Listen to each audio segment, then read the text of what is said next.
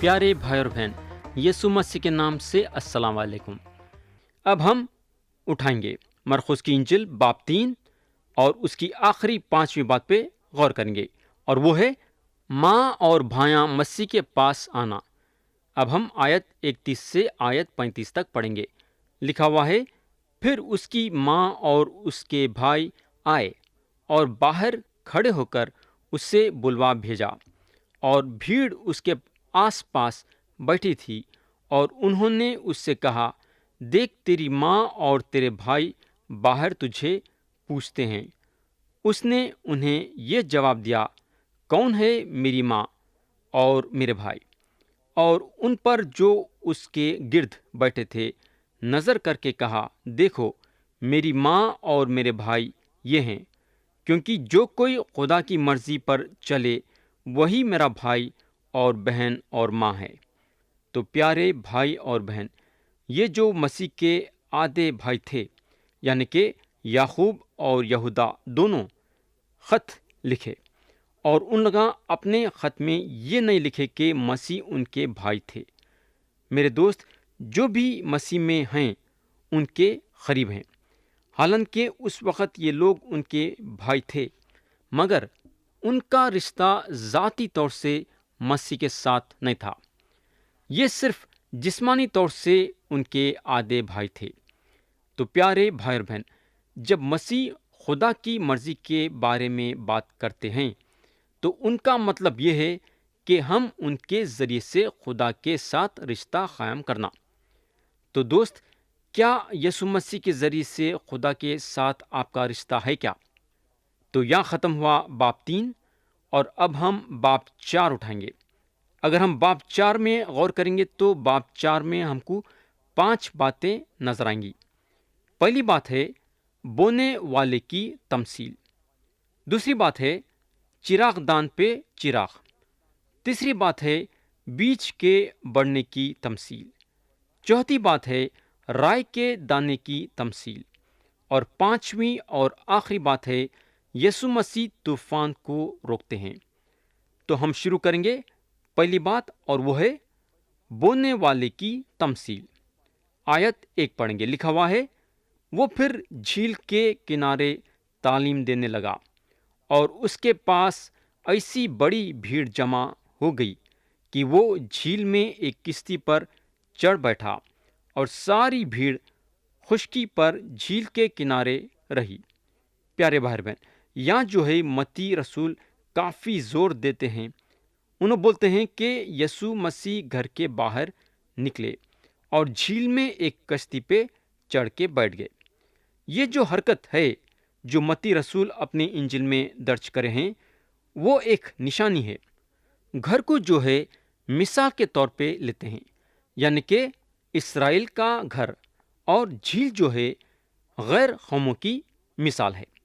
तो मसीह यहाँ जो कदम लिए हैं वो ये है कि उन्होंने अपने लोगों को छोड़ के दुनिया की तरफ जाते हैं। तो दोस्त, ये नज़रिए से देखना बहुत ज़रूरी है। घर की जो बात हो रही है वो है इस्राएल का घर, और झील की जो बात हो रही है वो गैर कौम। मसीह घर से निकलते हैं, यानी इस्राएल को छोड़ते हैं, और झील में कश्ती में बैठते हैं, यानी कि गैर कौमों के पास आते हैं। हमको जो है ये नज़रिए से देखना है। और ये जो किस्सा हुआ ये उस वक़्त हुआ जब मसीह की खिदमत गुजारी ज़ोरों के साथ चल रही थी।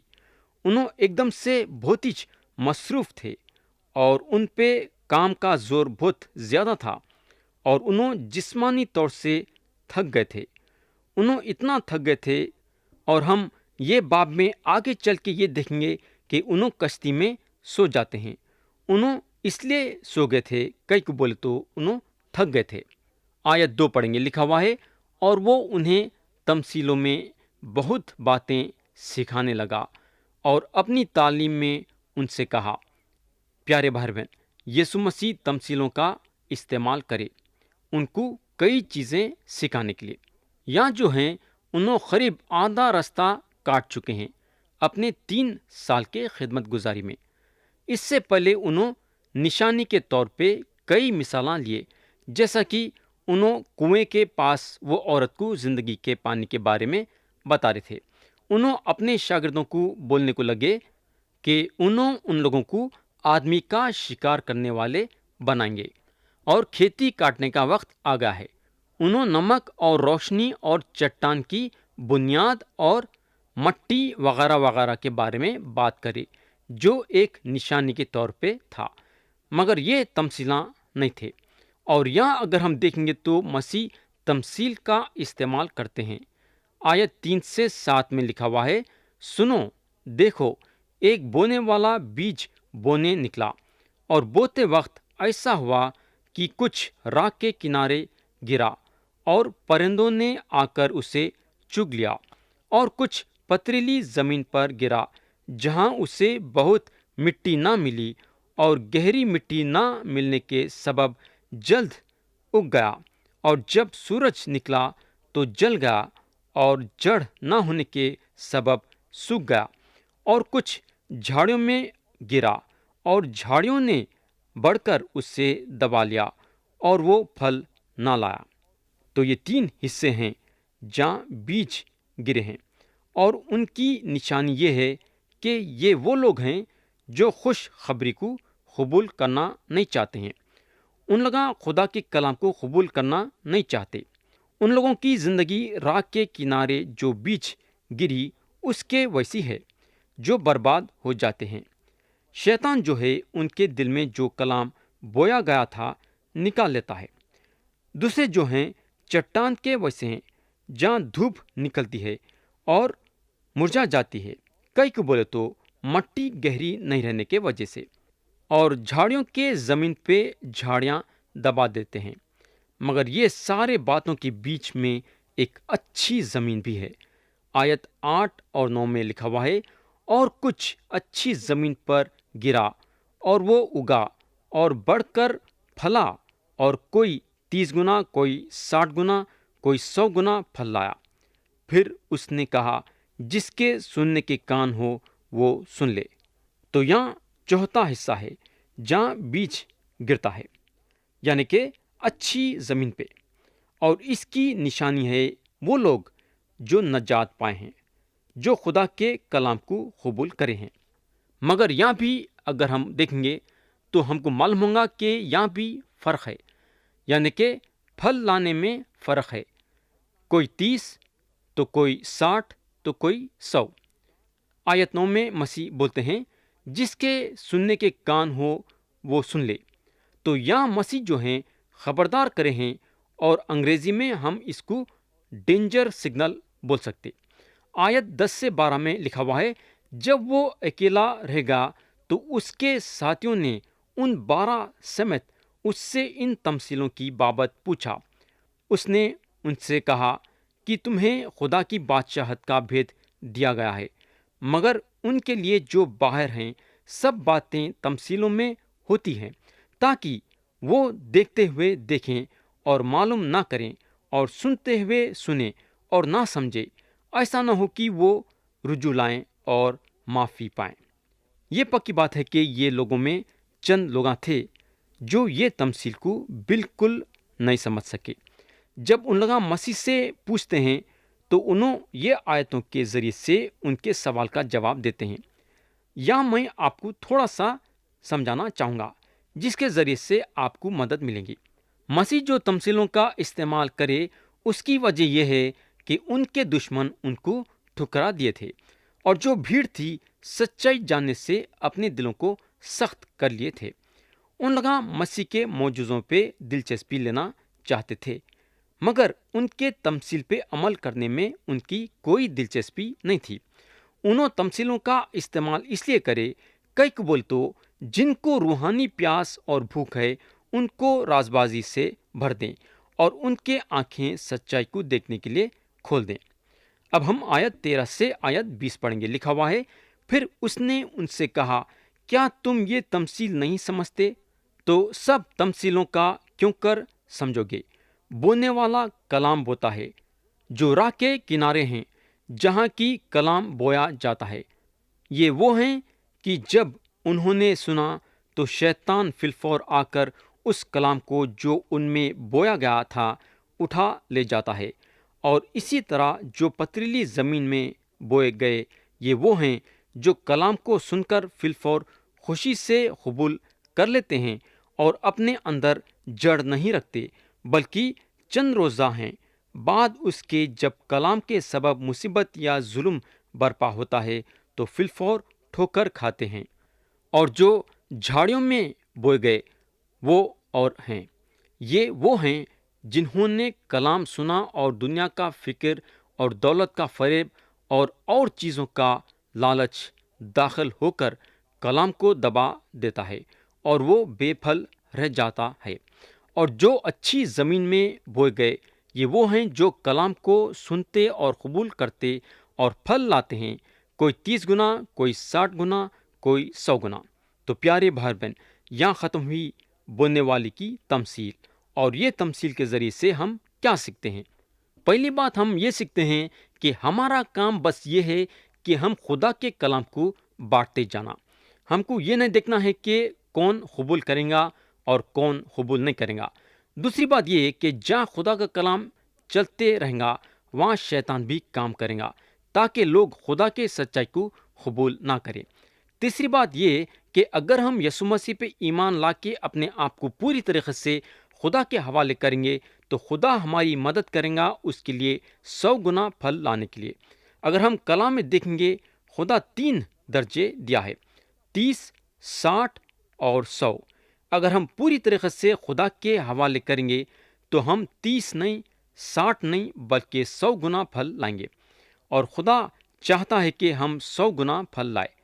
اب ہم دوسرے بات پہ جائیں گے اور وہ ہے چراغ دان پہ چراغ۔ ہم پڑھیں گے آیت 21 سے آیت 25 تک لکھا ہوا ہے، اور اس نے ان سے کہا کیا چراغ اس لیے لایا جاتا ہے کہ پیمانے یا پلنگ کے تلے رکھا جائے؟ کیا اس لیے نہیں کہ چراغ دان پر رکھا جائے؟ کیونکہ کوئی چیز چھپی نہیں مگر اس لیے کہ ظاہر ہو جائے، اور پوشیدہ نہیں ہوئی مگر اس لیے کہ ظہور میں آئے۔ اگر کسی کے سننے کے کان ہو تو سن لے۔ پھر اس نے ان سے کہا خبردار رہو کہ کیا سنتے ہو، جس پیمانے سے تم ناپتے ہو اسی سے تمہارے واسطے ناپا جائے گا، کیونکہ جس کے پاس ہے اسے دیا جائے گا، اور جس کے پاس نہیں ہے اس سے وہ بھی جو اس کے پاس ہے لے لیا جائے گا۔ تو یہاں جو ہم دیکھتے ہیں وہ چراغ کی تمثیل ہے، اور اس کا کام روشنی جو ہے ذمہ داری پیدا کرتی ہے۔ ایک آدمی جو سچائی کو قبول کرتا ہے اس کو کام بھی کرنا ضروری ہے۔ ہم کو جتنی روشنی دی گئی ہے اس حساب سے ہماری جو ہے ذمہ داری بھی ہے۔ روشنی چمکتی ہے، اور یہ روشنی میں ہم کیسا کام کرتے ہیں بہت ہی اہمیت رکھتا۔ پیارے بھائی بہن، بات یہ ہے کہ جب تک خوشخبری کی روشنی ہمارے میں داخل نہیں ہوئی ہم اندھیرے میں تھے۔ ہمارا خیال یہ ہے کہ آدمی اس لیے گنہگار ہے، کئی کو بولے تو انہیں کمزور ہے یا پھر نادان ہے، مگر پولس رسول رومیو کے خط میں بتاتے ہیں کہ حالانکہ لوگ خدا کو جانتے تھے مگر خدا کو جلال نہیں دیے۔ ہم کو معلوم ہونا چاہیے کہ آدمی ہونا بول کے گناہ کرتا ہے۔ ہم لوگ سب کے سب ایسے قسم کے ہیں، گناہ ہونا بول کے کرتے ہیں۔ تو پیارے دوست، اگر ہم روشنی کو قبول نہیں کرتے ہیں تو ہم گمراہ ہو گئے ہیں، ہم ہمیشہ گمراہ رہیں گے۔ اس کے علاوہ ہم کلام کے یہ حصے سے کیا سیکھتے ہیں؟ ہم یہاں یہ سیکھتے ہیں کہ جب ہم یسوع مسیح پہ ایمان لائے ہیں تو ہمارے زندگی کے ذریعے سے مسیح کو ظاہر کرنا چاہیے۔ ہم یہ بھی سیکھتے ہیں کہ اگر ہم دوسروں کا انصاف کرنے بیٹھیں گے تو خدا بھی ہمارا انصاف کرے گا۔ اس کے علاوہ ہم یہاں یہ بھی سیکھتے ہیں کہ خدا جو سارے باتیں ہم کو بتایا ہے وہ سارے باتوں کا یقین کرنا اور خدا پہ ایمان لانا۔ اگر ہم آیت 23 میں دیکھیں گے تو مسیح بولتے ہیں اگر کسی کے سننے کے کان ہوں تو سن لے۔ بولنے کا مطلب یہ ہے کہ ہم خدا کے باتوں کا یقین کرنا اور خدا پہ ایمان لانا۔ تو یہاں ختم ہوئی دوسری بات۔ اب ہم تیسرے بات پہ جائیں گے، اور وہ ہے بیج کے بڑھنے کی تمثیل۔ اب ہم پڑھیں گے آیت 26 سے آیت 29 تک۔ لکھا ہوا ہے، اور اس نے کہا خدا کی بادشاہت ایسی ہے جیسے کوئی آدمی زمین میں بیج ڈالے اور رات کو سوئے اور دن کو جاگے، اور وہ بیج اس طرح اگے اور بڑھے کہ وہ نہ جانے۔ زمین آپ سے آپ پھل لاتی ہے، پہلے پتی، پھر بالیں، بعد اس کے بالوں میں تیار دانے، پھر جب اناج پک چکا تو وہ فلفور درانتی لگاتا ہے، کیونکہ کاٹنے کا وقت آ پہنچا۔ تو یہاں اور ایک تمثیل ہے جو ہمارے خداوند ہم کو دیے ہیں، اور یہ تمثیل ہم کو صرف مرقس کے انجیل میں ملیں گی۔ یہ تمثیل وہ ہے جو کام کرنے کے بارے میں بتاتا ہے۔ یہ جو ہے خدا کے بادشاہت کے بارے میں ہے۔ آپ لوگوں کو یاد ہوگا کہ میں آپ کو یہ بتا چکا ہوں کہ خدا کی بادشاہت اور آسمان کی بادشاہت، یہ دو چیزوں کا خدا کے کلام میں استعمال ہوا ہے، مگر خدا کی بادشاہت میں اور آسمان کی بادشاہت میں فرق ہے۔ خدا کی بادشاہت وہ چیز ہے جس کا تعلق سارے کائنات سے ہے۔ آسمان کی بادشاہت وہ چیز ہے جہاں خدا کی حکومت زمین پہ ہے، اور خدا کی بادشاہت بھی آسمان کے بادشاہت میں ہے۔ مثال کے طور پہ بیت لحم اسرائیل میں ہے، مگر بیت لحم اسرائیل نہیں ہے۔ تو اگر آپ بیت لحم میں ہیں تو آپ اسرائیل میں بھی ہیں۔ وہ سچ خدا کی بادشاہت کا مطلب ہے خدا کی حکومت زمین پہ، مگر یہ خدا کی بادشاہت آسمان کی بادشاہت میں ہے۔ اس کے علاوہ ہم یہاں جو سیکھتے ہیں وہ یہ ہے کہ ہم خدا کے کلام کو لوگوں کے دلوں میں بونا، اور اس کلام کا پھل لانے کے لیے ہم خدا کا انتظار کرنا۔ انسان کو یسوع مسیح پہ لانے والا خدا ہے۔ تو یہاں ختم ہوئی تیسری بات۔ اب ہم چوتھے بات پہ جائیں گے، اور وہ ہے رائے کے دانے کی تمثیل۔ ہم پڑھیں گے آیت 30 سے آیت 34 تک۔ لکھا ہوا ہے، پھر اس نے کہا کہ ہم خدا کی بادشاہت کو کس سے تشبیہ دیں اور کس تمثیل میں اسے بیان کریں۔ وہ رائے کے دانے کی مانند ہے کہ جب زمین میں بویا جاتا ہے تو زمین کے سب بیجوں سے چھوٹا ہوتا ہے، مگر جب بو دیا گیا تو اگ کر سب ترکاریوں سے بڑا ہو جاتا ہے، اور ایسی بڑی ڈالیاں نکالتا ہے کہ ہوا کے پرندے اس کے سائے میں بسیرا کر سکتے ہیں۔ اور وہ ان کو اس قسم کی بہت سی تمثیلیں دے دے کر ان کی سمجھ کے موافق کلام سناتا تھا، اور بغیر تمثیل کے ان سے کچھ نہ کہتا تھا، لیکن خلوت میں اپنے خاص شاگردوں سے سب باتوں کے معنی بیان کرتا تھا۔ پیارے بھائی بہن، اگر آپ چاہتے ہیں کہ آپ کے خدمت گزاری کے ذریعے سے خدا کی بادشاہت بڑھے، تو آپ اپنے آپ کو چھوٹا کرنا پڑے گا۔ چھوٹا کرنے کا مطلب یہ ہے کہ اپنے میں حلیم دل یعنی کہ نرم دل قائم کرنا پڑے گا۔ نرم دل کا مطلب یہ ہے کہ وہ دل جو ہمیشہ لوگوں کو معاف کرتا ہے۔ آپ اپنے دل میں غرور رکھ لے کے خدا کے بادشاہت کو نہیں بڑھا سکتے۔ آپ کے خدمت گزاری کے ذریعے سے خدا کی بادشاہت بڑھنے کا ایک ہی طریقہ ہے، اپنے آپ کو ہمیشہ چھوٹا رکھنا۔ کئی مرتبہ ہم یہ سوچتے ہیں کہ ہماری خدمت گزاری کے ذریعے سے خدا کی بادشاہت کئی کو نہیں بڑھ رہی ہے۔ میرے دوست، میں آپ کو اس کی وجہ بتا چکا ہوں۔ تو یہاں ختم ہوئی چوتھی بات۔ اب ہم پانچویں اور آخری بات پہ جائیں گے، اور وہ ہے یسوع مسیح طوفان کو روکتے ہیں۔ ہم پڑھیں گے آیت 35 سے آیت 41 تک، جو کہ یہ باب کی آخری آیتیں ہیں۔ لکھا ہوا ہے، اسی دن جب شام ہوئی اس نے ان سے کہا، آؤ پار چلیں، اور وہ بھیڑ کو چھوڑ کر اسے جس طرح وہ تھا کشتی پر ساتھ لے چلے، اور اس کے ساتھ اور بھی کشتیاں تھیں۔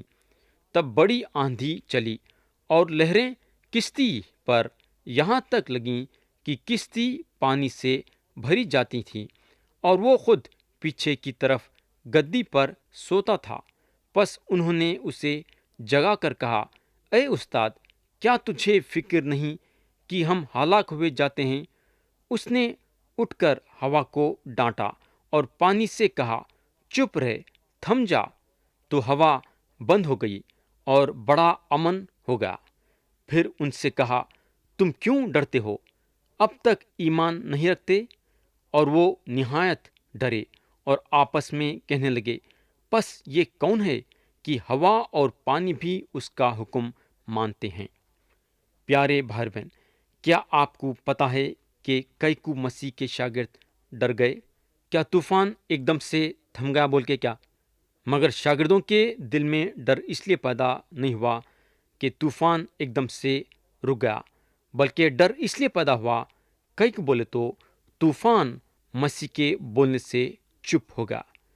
ہم یہاں یہ سیکھتے ہیں کہ طوفان ہمارے زندگی میں آئیں گا، ہماری بیماری، ہماری پریشانی، ہماری مصیبتیں وغیرہ وغیرہ، مگر ان طوفانوں سے راحت دینے کے لیے مسیح ہمارے ساتھ ہیں۔ ہم یہ بھی سیکھتے ہیں کہ ساری کائنات مسیح کے ہاتھ میں ہے اور ان کے حکم پہ عمل کرتے ہیں۔ اس کے علاوہ ہم یہاں یہ سیکھتے ہیں کہ جب ہماری زندگی میں مصیبتیں آتی ہیں تو ہم مسیح کے پاس ہمارے مصیبتیں لانا اور ان سے مدد مانگنا۔ پیارے بھائی بہن، اگر ہم شاگردوں کے زندگی میں غور کریں گے تو شاگرد مسیح کو اپنے کشتی میں جگہ دیے، جس کے وجہ سے ان کی جان بچ گئی۔ اگر ہم بھی مسیح کو ہمارے دل میں جگہ دیں گے تو ہم روحانی موت سے بچ جائیں گے۔ تو کیا آپ یسوع مسیح کو اپنے دل میں جگہ دینے کے لیے تیار ہیں کیا؟ میرے دوست، یسوع مسیح کے ذریعے سے ہی ہمارے گناہوں کی معافی اور ہم کو ہمیشہ کی زندگی ملتی ہے۔ انہوں یہ دنیا میں آئے تاکہ ہمارے گناہوں کو معاف کرے ویسا، اور انہوں یہ دنیا میں آئے اور اپنی جان دیے صلیب پہ، اور اپنا پاک خون بہا کے ہمارے گناہوں کی پوری قیمت چکائے۔ خدا کا وعدہ ہے کہ جو کوئی بھی یسوع مسیح پہ ایمان لائے گا وہ نجات پائیں گا اور اس کو ہمیشہ کی زندگی ملیں گی، یعنی کہ اس کے گناہ بھی معاف ہوں گے اور وہ ہمیشہ کے لیے زندہ بھی رہیں گا۔ پیارے بھائی بہن، مرنا تو ضرور ہے، ایک دن ہم سب مرنے والے ہیں، لیکن جسمانی طور سے۔ لیکن اگر آپ روحانی طور سے زندہ رہنا چاہتے ہیں تو اس کا طریقہ یہ ایک ہی ہے کہ آپ اپنے گناہوں کا اقرار خدا کے سامنے کر کے یسوع مسیح پہ ایمان لانا پڑے گا، اور اس کے ذریعے سے آپ کو ہمیشہ کی زندگی ملیں گی، جہاں آپ خدا کے ساتھ ہمیشہ ہمیشہ کے لیے بادشاہی کریں گے۔